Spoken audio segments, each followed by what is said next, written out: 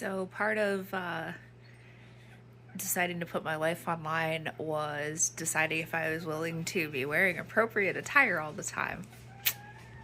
I'm gonna keep the camera from like here up at the moment because sometimes I just don't like to wear pants. Yes, I do have pants on.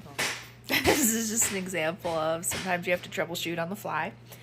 I had a couple of chicks from like a test incubation batch hatch out. They are about 3 weeks old right now, so they have started to feather out pretty well. They don't need as much heat, so I moved them to a larger coop that I have actually a rooster who got really bad frostbite for no good reason. I don't know if he just decided to sleep outside on a super cold night or whatever. So I have him inside on wood pellet bedding, actually, that people often use for horses, or some people use it for cat litter, funny enough, which apparently works great. But I had him inside and I didn't want him to be alone, so I had one little bantam hen from another enclosure that actually started to collapse over the winter. But they have this little kind of haphazard setup here, and please don't mind my crap everywhere. This is the life of a homesteader. You just have junk all the time, everywhere.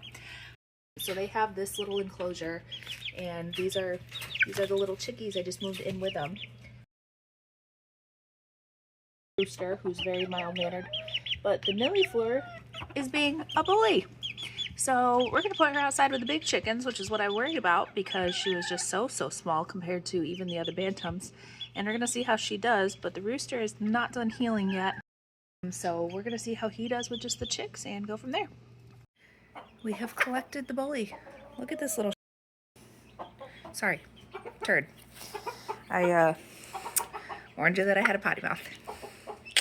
And yeah, she's a little wily one, but seriously, like very much a bantam. Like this is a small chicken, which is why I was concerned about her being out in the yard because I have some heritage breed chickens like Bielefelders, for example, which are a pretty heavy breed, but I somehow believed she's not gonna have any trouble standing up for herself. So out to the yard and we'll see how that goes. Looks like she's just hiding. I don't see any damage, but we're keeping an eye on the situation. So I'd say Operation Introduce the Little Bantam Chicken was a success. We're having some happy feasting on, I made some fruit salad. So they're having some melon rind and seeds, little bits of pineapple. There were a couple berries that looked a little funny that they are just more than happy to help themselves to.